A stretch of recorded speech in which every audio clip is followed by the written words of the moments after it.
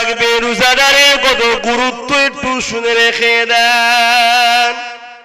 একটু বলি একটা রোজার বিষয়।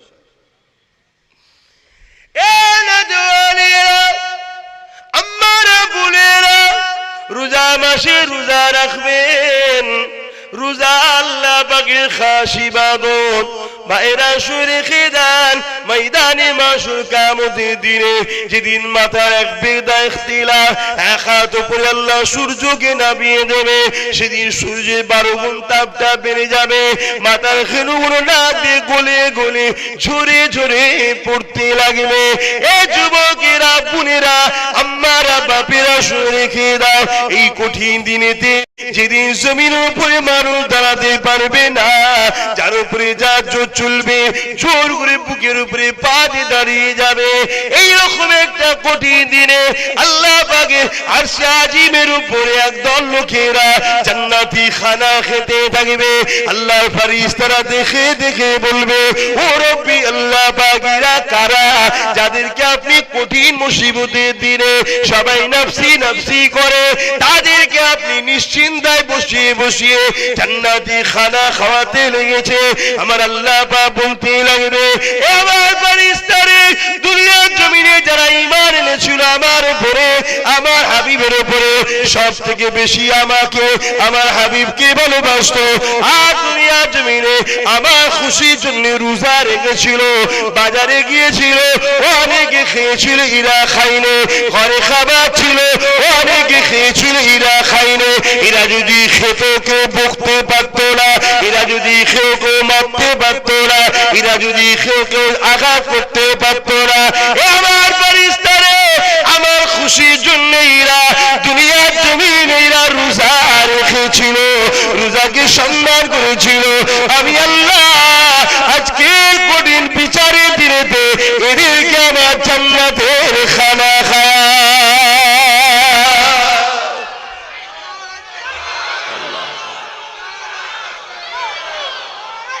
আল্লাহু আকবার।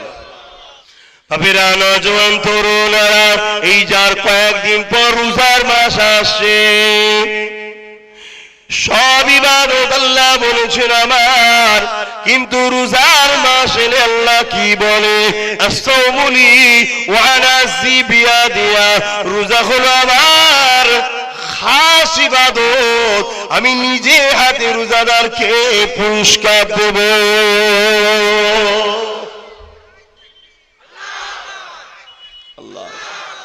কখনো কি মনে হয় না, কে এত সুন্দর চোখ বানালো, শরীর বানালো, কে বিনা খুঁটিতে আসমান দাঁড় করিয়ে রেখেছে, কার ইশারায় তুফান হয়, ঝড় হয়, কার ইশারায় আমার নিঃশ্বাস চলছে, সেই আল্লাহকে দেখবো, কখনো সব যাই না।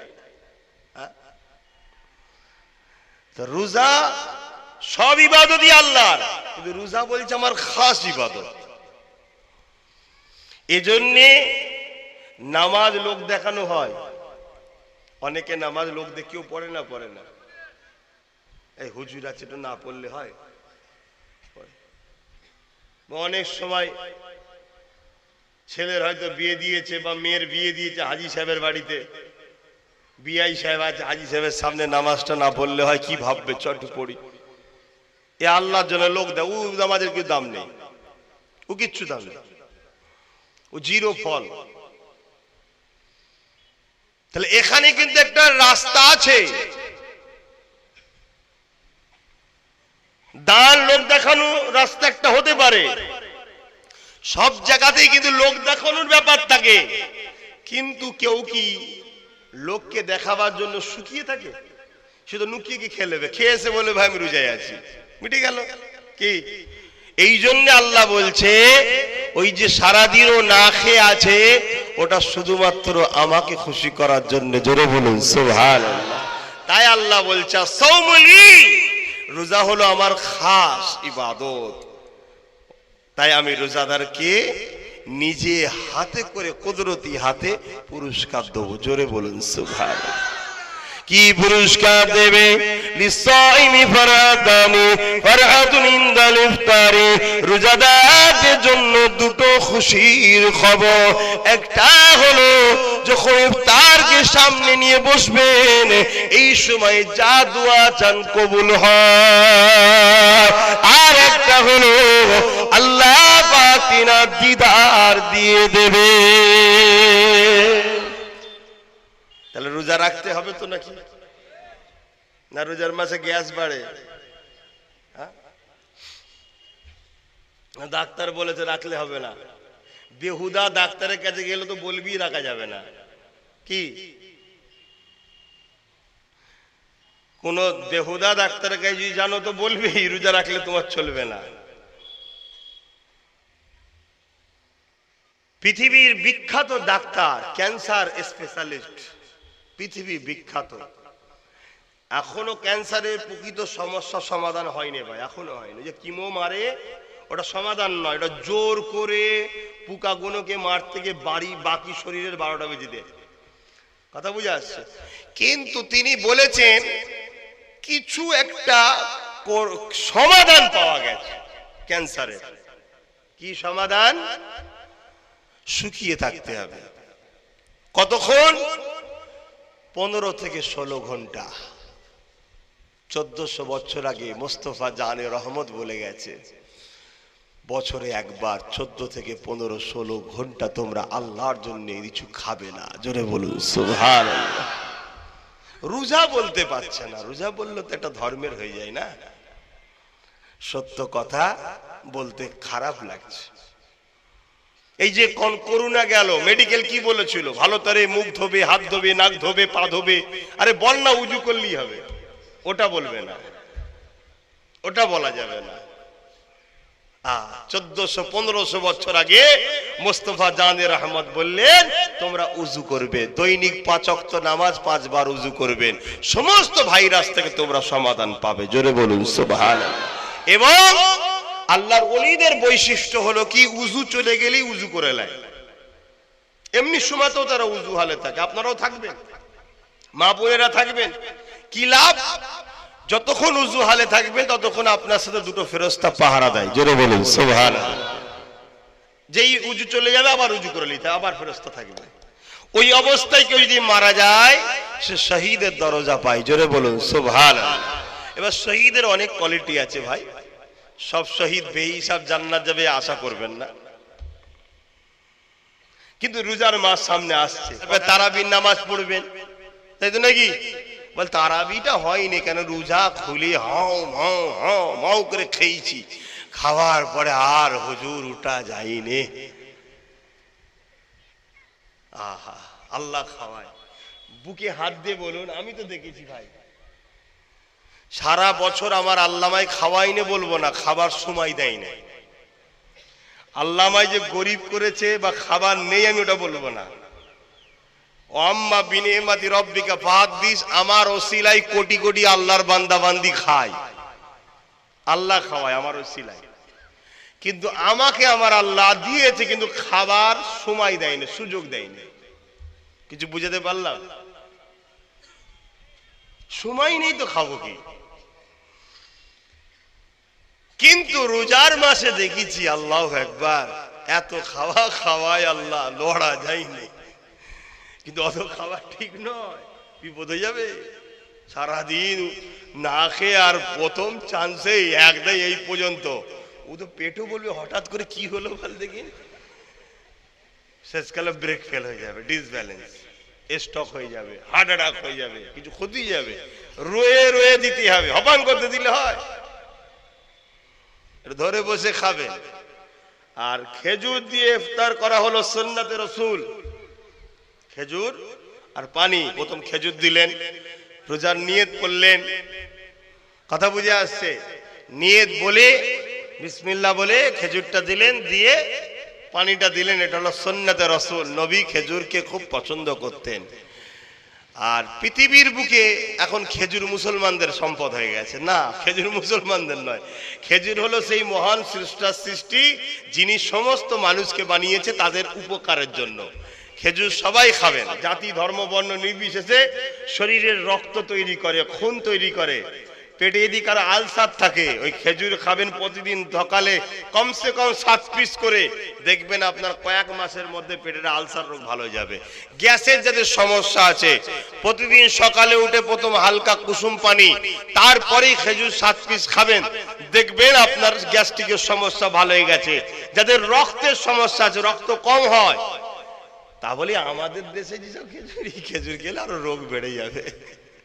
তাহলে পাবেন কোথা? সেও এক কথায় পাওয়া যায়। কলকাতায় মেচুয়া যে বাজার আছে, সব পাওয়া যায়। চেষ্টা করলে, আরে হয়নি এমন কি আছে? হ্যাঁ, চেষ্টা করলে যদি আল্লাহ পাওয়া যায় তো খেজুর পাওয়া যাবে না? চেষ্টা করতে হবে। চেষ্টা করলে আল্লাহ পাওয়া যায় না, যায় না? হ্যাঁ, যাকে কেউ দেখেনি তিনাকেও পাওয়া যায় চেষ্টা করলে। তো ভাইয়েরা আমার, তো সেই জায়গায় ওটা অ্যাকচুয়ালি আরব দুনিয়া থেকে বা ওই দিন থেকে যে খেজুরগুলো আসে, ওই খেজুরগুলো সেই ক্ষমতাটা থাকে। আমাদের দেশে যেগুলো আছে, এগুলো সেই পাওয়ারফুল নয়। তারপরেও যে একেবারে বেকার তাও বলছি না। তো যাক, আমি অন্যদিকে চলে গেলাম। তাহলে রোজা রাখতে হবে।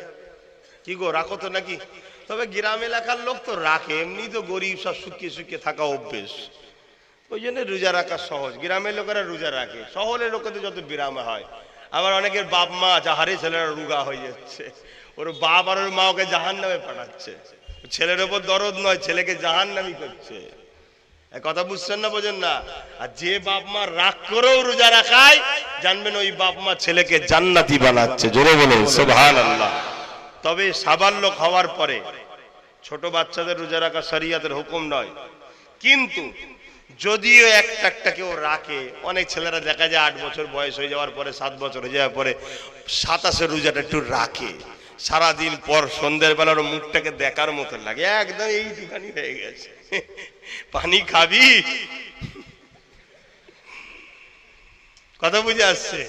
ওকে খাওয়াতে গেলেও খাবে না, শখ। এটা একটা রক্তের তাসির ভাই, ভালো রক্তর গুণ এইটা একটা। মানে ছেলেরা রাখে, দেখবেন ছোট ছোট ছেলেরাও রাখে। তা বলো বেশি রাখাবেন না, রাখতে চাইলেও একটু আদর করে আর করে খাইয়ে দেবেন। হ্যাঁ, একটা দুটো রাখলো, 7 বছর 8 বছর বয়স থেকে 9 বছর বয়সে আরো 2 4টে 5টা রাখলো, তাহলে অভ্যাস হয়ে যাবে, ওটা ঠিক আছে। কিন্তু 7 8 বছর বয়সে যদি সব রাখতে যায়, ক্ষতি হয়ে যাবে। ছোট ছোট বাচ্চা তো, ক্ষতি হয়ে যাবে। তবে আজকাল যা সময় এসে গেছে, সবার কিছু হয়নি এখন আর। সব পাকা রু, এ রু তো কাঁচা রু নয়, আজকের তো তৈরি নয়, সেই পৃথিবীর শুরু থেকে সব তৈরি হয়েছে, এসেছে এখন তৈরিতে একসাথে সব রু পেকে গেছে। দেখছেন না, ছোট্ট ছোট্ট ছেলে মোবাইল বইতে পারছেন, ওর থেকে ভারী, এই নিয়ে ঘুরছে। হ্যাঁ, তো ভাইরা আমার, এই রোজা রাখবেন। রোজাদারদের জন্য তাহলে দুটো খুশি, একটা হলো ইফতার করা, আর একটা হলো ইফতার করা মানে ইফতারকে যখন সামনে নিয়ে বসে, দেখুন ঘাটছে, খাইনি, পেটের খিদে, হ্যাঁ, শুধু আজানের অপেক্ষায় আছে। আজান দিলে বিসমিল্লাহ বলে আল্লাহর নাম নিয়ে, আল্লাহুম্মা সামতু লাকা ওয়া তাআক্কালতু রিজকিকা ওয়া আফতারতু বিরহমাতিকা ইয়া আরহামার রাহিমিন, আল্লাহ নাম নিয়ে শুরু করে দেয়। শুরু করলে ইফতার। তবে মনে রাখবেন, হালাল পয়সায় ইফতার করতে হবে। তো যারা সেই রোজা রাখবে, রোজাদারের কত গুরুত্ব একটু শুনে রেখে দেন। একটু বলি একটা রোজার বিষয়।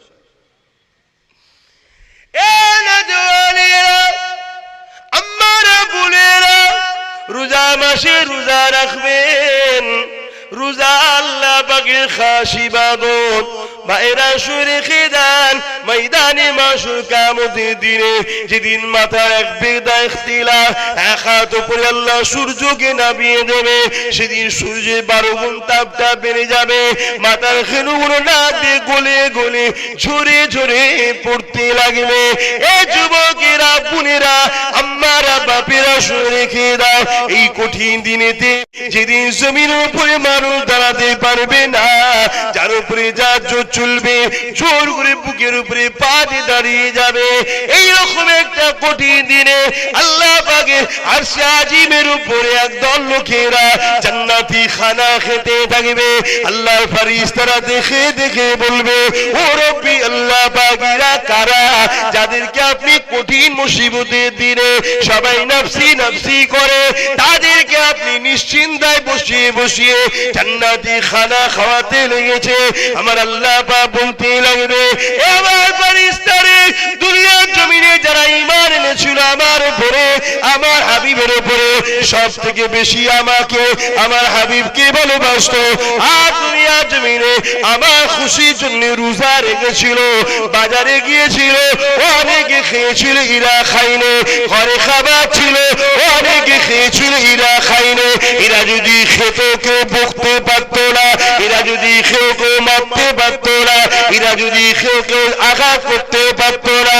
আমার ফেরেশতারা আমার খুশির জন্য এরা দুনিয়ার জমিনে এরা রোজা রেখেছিল, রোজাকে সম্মান করেছিল। আমি আল্লাহ আজকে কঠিন বিচারের দিনেতে এদেরকে আমার জান্নাতের খানা খাওয়া।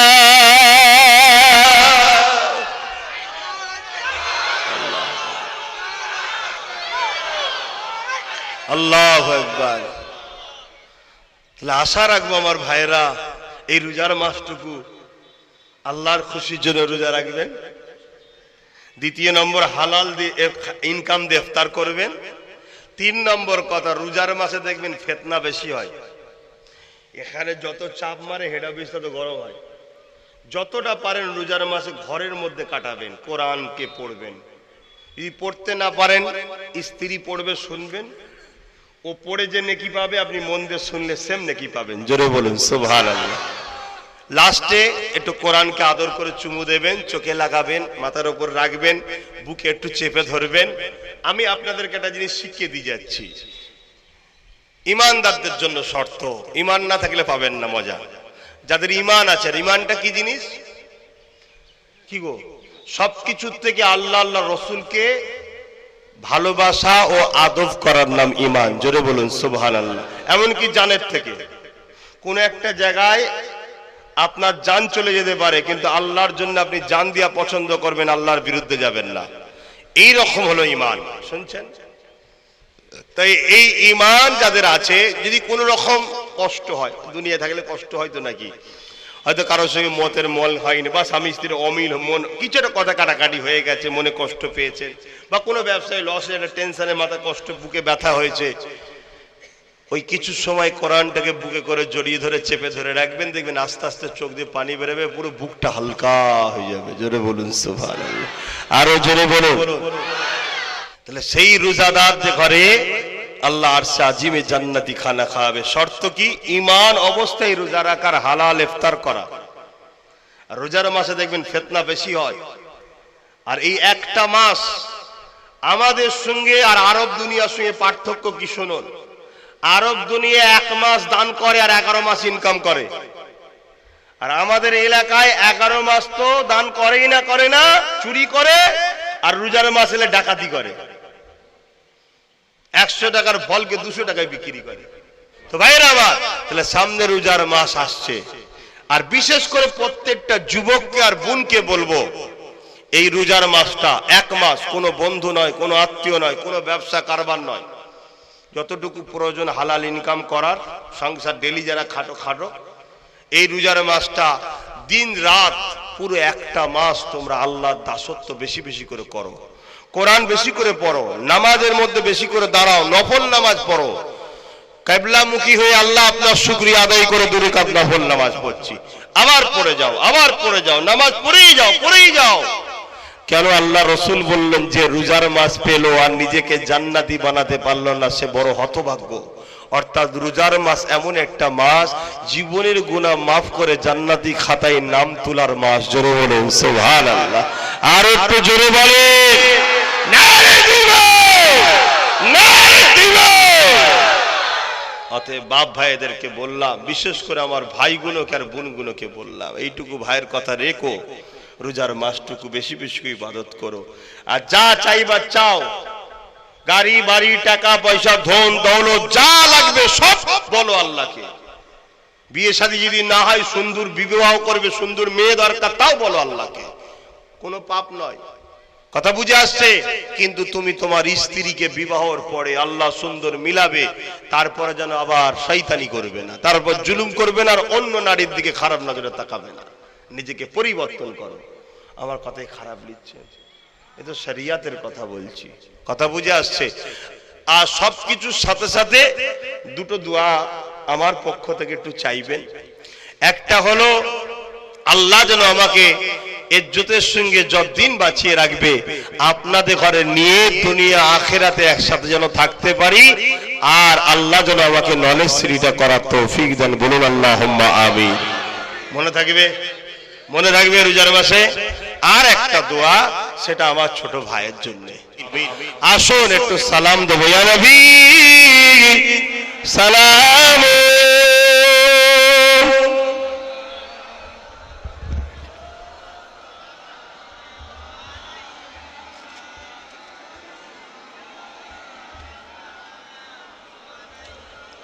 একটু নেবে আসেন, যদি কেউ কষ্ট পেয়ে থাকেন, দূরে থাকেন, কষ্ট না পেয়ে থাকেন, একটু নেবে আসেন, একটু নেবে আসেন, একটু দোয়াতে শরীক হবেন, সালামটা একটু নিচে নেবে আসেন।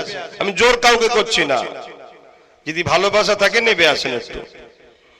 ভাই একটু দেশের কথা বললাম লাস্টে, কেউ অখুশি হলেন নাকি?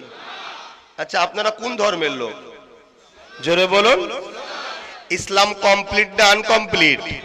তো ইসলামে কিভাবে প্রজাদের সেবা করতে হয়, রাষ্ট্রকে ভালোবাসতে হয় কি বাঁচতে হয় না, এটা আছে না নাই?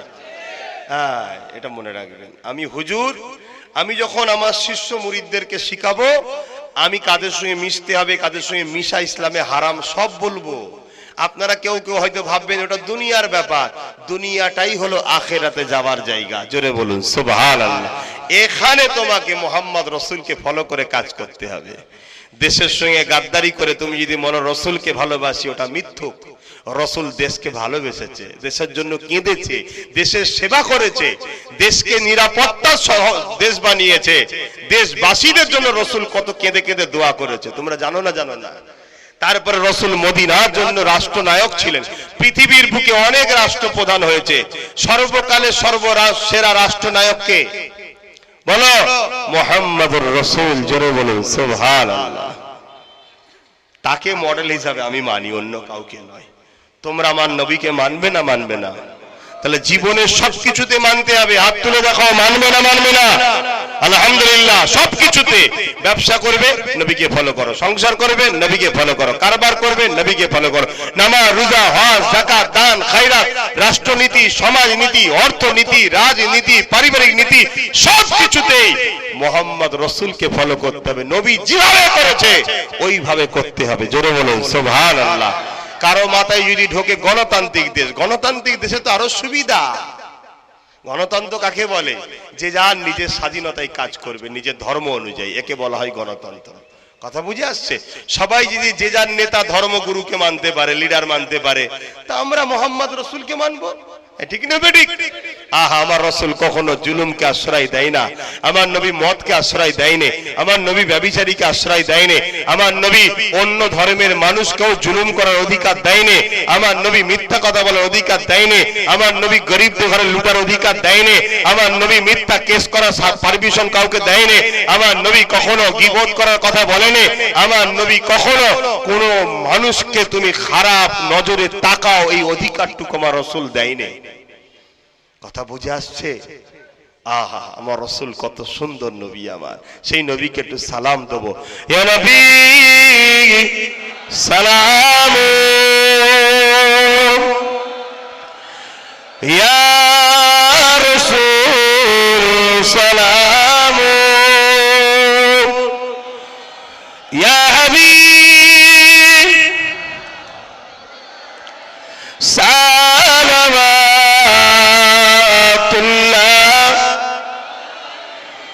কঠিন হাসরের দিনে কি আছে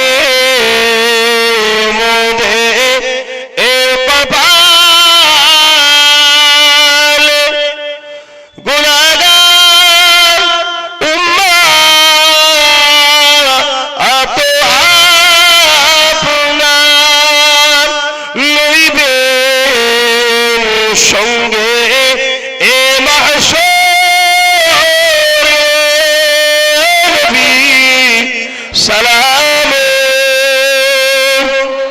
ইয়া রাসূল সালাম ইয়া হাবিব।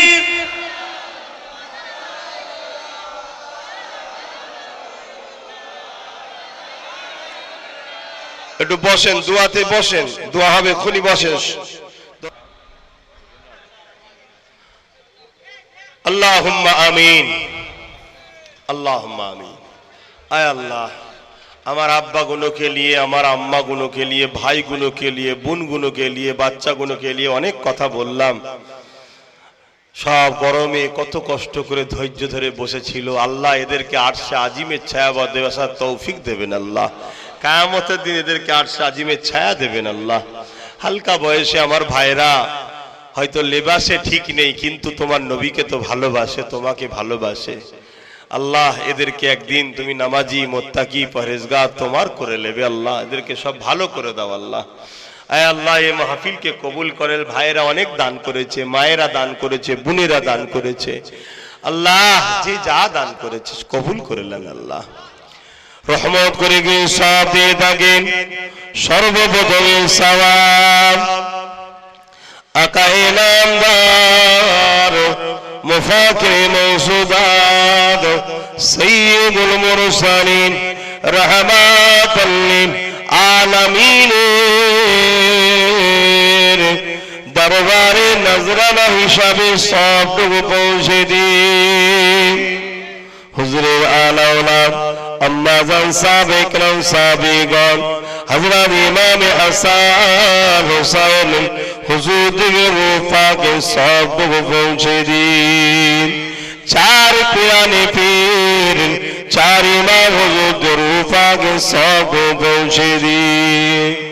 আল্লাহ তাআলা আমাদের সকলের প্রিয় মুর্শিদ মুজাদ্দিদুল জামান শেখ আবু বকর সিদ্দিক দাদা হুজুর পীর কিবলা রূপাকে সবটুকু পৌঁছে দিন। দাদা পীর পাঁচ কলিজার টুকরা খলিফা হুজুরের রূপাকে সবটুকু পৌঁছে দিন। আল্লাহ এতক্ষণ ধরে যা কিছু বলালেন বললাম। আমার আব্বা আম্মা ভাই বোন গুলো মাহফিলে বসেছিল, আল্লাহ অনেক কষ্ট করেছিল এই গরমের রোদে। আল্লাহ এখন আপনার কাছে হাত পেতেছি আমরা, আমাদের প্রত্যেকে বাপ মা, দাদু দাদি, নানা নানি, শ্বশুর শাশুড়ি, আত্মীয় স্বজন, মাই মুরব্বী যারা চলে গেছেন, আল্লাহ প্রতিটা কবরবাসী ঈমানদার মত কবরকে বেহেশতের বাগান বানিয়ে দেয়। আল্লাহ পাক আমাদের মা বাপ, দাদু দাদি, নানা নানি, শ্বশুর শাশুড়ি, মাই মুরব্বী যারা হায়াতে আছে, বেঁচে আছে, সুস্থ রাখুন, ভালো রাখুন, হায়াত দারাজ করুন, নসিবকে বড় রাখুন। ছেলে পুলে, মা বাপ, স্বামী স্ত্রী মিলে মিশে প্রতিটা সংসারে শান্তি দিন, অভাবকে দূর করে দিন, রুজিতে বরকত দিন, কিসমতকে খুলে দিন। আল্লাহ যারা বেকার আছে আল্লাহ তাদের রুজিতে বরকত দিন। আল্লাহ যারা অভাবী আছে অভাবকে দূর করে দিন। আল্লাহ যারা বিমারি আছে বিমারকে শিফা করে দিন। আল্লাহ বিশেষ করে আমার মা বোনেরা, নারীরা বড় লাজুক হয়, বড় দুর্বল কমজোর হয়। আল্লাহ আমার মা বোনদের সংসারে শান্তি দেন। যেসব বোনেরা পড়াশোনা করছে ভালো রেজাল্ট করার তৌফিক দেন। সময় হলে নেক পাত্র জোড়া মিলিয়ে দেবে, স্বামী স্ত্রী মিলে মিশে খুশিতে থাকার তৌফিক দেবেন। আল্লাহ তাআলা আমার যেসব মা বোনদের সংসারে অশান্তি, আল্লাহ সেই সকল সংসারে শান্তি দেন। খাস করে আল্লাহ দুবেলা দুমুঠো খাওয়ার জন্য কারো দুয়ারে কাউকে হাত পাতাবেন না। আল্লাহ আমার আব্বা আম্মা ভাই বোনগুলোর জন্য দোয়া চাই আল্লাহ, এরা আমার ভাইয়ের মতো বোনের মতো আল্লাহ, আমার মায়ের মতো বাপের মতো, এরা আমাকে ভালোবাসে আল্লাহ, নবীর খানদানের ছেলের দোয়া চায়। দুনিয়ায় যারা আমার সাথে থাকবে পরকালে একসাথে আমাদেরকে জান্নাত নসিব করে দেবে আল্লাহ পাক। আমার দোয়া করে যে যা আশালে আপনি যে আশাকে কবুল করে নিন আল্লাহ। ও রব্বি আল্লাহ দয়াময় আরো দোয়া চাই আমার ছোট ভাইয়ের জন্য আল্লাহ, তুমি ওর জান মালকে সুস্থ রেখো, হিফাজত করো, ভালো রেখো, দিন ইসলামের উপরে রেখো, ভুল রাস্তা থেকে হিফাজত করো, লোভ লালসা খারাপ কাজ থেকে হিফাজতে রেখো। মানুষের জন্য কাজ করতে নেমেছে আল্লাহ, দেশের জন্য কাজ করতে নেমেছে, তাই দেশ ও সর্বধর্মের গরিব মানুষের জন্য আল্লাহ তুমি আমার ছোট ভাইকে অনেক বড় ক্ষমতা দান করবে আল্লাহ। আমার জন্য দোয়া করি, যতদিন বাঁচিয়ে রাখবেন, দিন ইসলামের উপরে রাখবেন, ইমানের সঙ্গে মরণ নসিব করবেন, মরণের আগে নলের শ্রীটাকে কবুল করে নেন আল্লাহ, করার তৌফিক দিন আল্লাহ। দুনিয়ায় গরিব গুলোর জন্য কথা বলার তৌফিক দেবেন, দিন ইসলামের খেদমত করার তৌফিক দেবেন। সর্বধর্মের মানুষের উপরে জুলুম যখন কারোর উপরে হয়, আমার দিলে কষ্ট হয় আল্লাহ, তাই তাদের জন্য কথা বলি, এই বলার ক্ষমতা সাহস আমাকে আরো দেবে আল্লাহ। এই কাজে যারা আমার সাথ দেবে বলে হাত তুলেছে, দুনিয়ায় একসাথে রাখবেন, পরকালে আমার মা বাবা ভাই বোন সকলকে একসাথে জান্নাত নসিব করে দেবে আল্লাহ। আপনার কাছে আরো দোয়া চাই, আমার মাতৃভূমি ভারতবর্ষ, এটা আমার মাতৃভূমি, আমার দেশ আল্লাহ, আমি আমার দেশকে ভালোবাসি, তাই আপনার কাছে দোয়া করি আমার মাতৃভূমিকে বিদেশি শক্তি থেকে হেফাজত করবেন, এবং আমার মাতৃভূমিকে যারা গাদ্দারি করে ধ্বংস করছে তাদের হাত থেকেও হেফাজত করবেন আল্লাহ। আমার মাতৃভূমির আর্থিক কাঠামো উন্নয়ন সর্বদিক দিয়ে আপনি উন্নয়নের শিখরে পৌঁছে দেবেন, আমার মাতৃভূমির সার্বভৌমত্ব সুখ শান্তি হেফাজত আপনি করবেন মালিক। আপনার যদি দোয়া চাই আমার দেশের বর্ডারে যারা সেনাবাহিনী রয়েছে তাদের পরিবার বাচ্চা এবং তাদের জানমাল সব সুস্থ ভালো রাখবে। আমার দেশের ভেতরের পরিস্থিতি ঠিক রাখার জন্য যে সকল প্রশাসন বন্ধুরা দেশের জন্য কাজ করে আল্লাহ, প্রকৃত প্রশাসন যারা তাদেরও বউ বাচ্চা সন্তান বিবি মা বাপকে সকলকে তাদেরও জানকে নিয়ে সুখে শান্তিতে তাদেরকেও ভালো রাখবে আল্লাহ। আমার মাতৃভূমিতে যারা বসবাস করে হিন্দু দলিত আদিবাসী সাঁওতাল বাগদি খ্রিস্টান প্রতিটা ধর্মের মানুষ, আমার মাতৃভূমি আমার দেশের ভাই আমার দেশের মা আমার দেশের বোন, তারা সবাই তো বাপ আদম মা হাওয়ার সন্তান, আমরা সবাই ভাই বোন। আমার মাতৃভূমির বসবাসকারী আপনারই সৃষ্টি, সবার জন্য দোয়া করি সবার বাড়িতে পরনার কাপড় পেটে খাবারের ব্যবস্থা করে দেবে। রব্বানা জালামনা আনফুসানা ওয়া ইন লাম তাগফির লানা ওয়া তারহামনা লানাকুনান্না মিনাল খাসিরিন। খাস করে পেটের জ্বালায় রাজ্যে কাজ পাইনি, তাই ভিন্ন রাজ্যে চলে গিয়েছিল আল্লাহ। আমার ভাই দুটো শহীদ হয়ে গেল আল্লাহ।